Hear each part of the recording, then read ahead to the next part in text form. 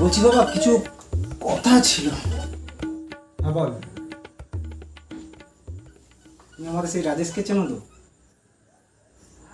আরে আমাদের ওই পাশে, কাল বিয়ে করে এসছে। হ্যাঁ তো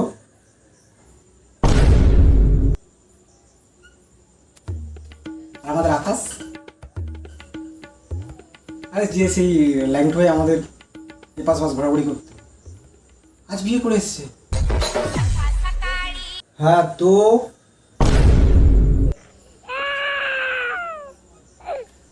আচ্ছা বাবা, তুমি কত বছর বয়সে বিয়ে করেছিলে? কত হবে?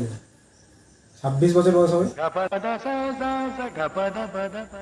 আর আমার বয়স কত জানো? কত বছর বয়স তোর? 25। হ্যাঁ তো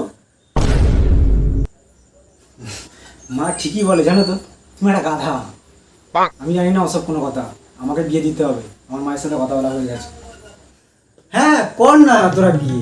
26 বছর ধরে তো তুই আর তোর মা মিলে আমার জীবনটা নষ্ট করেই দিয়েছিস। আরেকজনকে নিয়ে আসতে চাইছিস, মানে আমাকে শেষ করার জন্য। তা কর যা, কিন্তু আমার বাড়িতে ঢুকবি না তুই।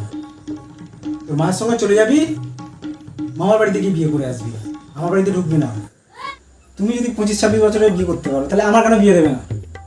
হ্যাঁ হ্যাঁ, আমি তোর বয়সেই বিয়ে করেছি, কিন্তু অনেক ছোট ছিলাম তখন। আমি দাঁত দিয়ে পেন্সিল চুলতাম, হামাগুড়ি দিয়ে এইচএস পাস করেছি। নাহলে এত বড় ভুলটা করি তোর মাকে বিয়ে করে? আর জন্ম তো দিয়েছি তোর মতন একটা। আমি অত শত বুঝি না, মায়ের সাথে আমার কথা হয়ে গেছে, আমি বিয়ে করবো। হ্যাঁ হ্যাঁ কর না তোরা বিয়ে। এত চেঁচানোর কি আছে? মা তো বাড়িতে নেই। হ্যাঁ তো জানি, তোর মা নেই বলেই তো এত চেঁচাচ্ছি। নাহলে তো ভিজে বেড়ালের মতো চুপচাপ হয়ে মিয়াও মিয়াও করে দিন কাটায়।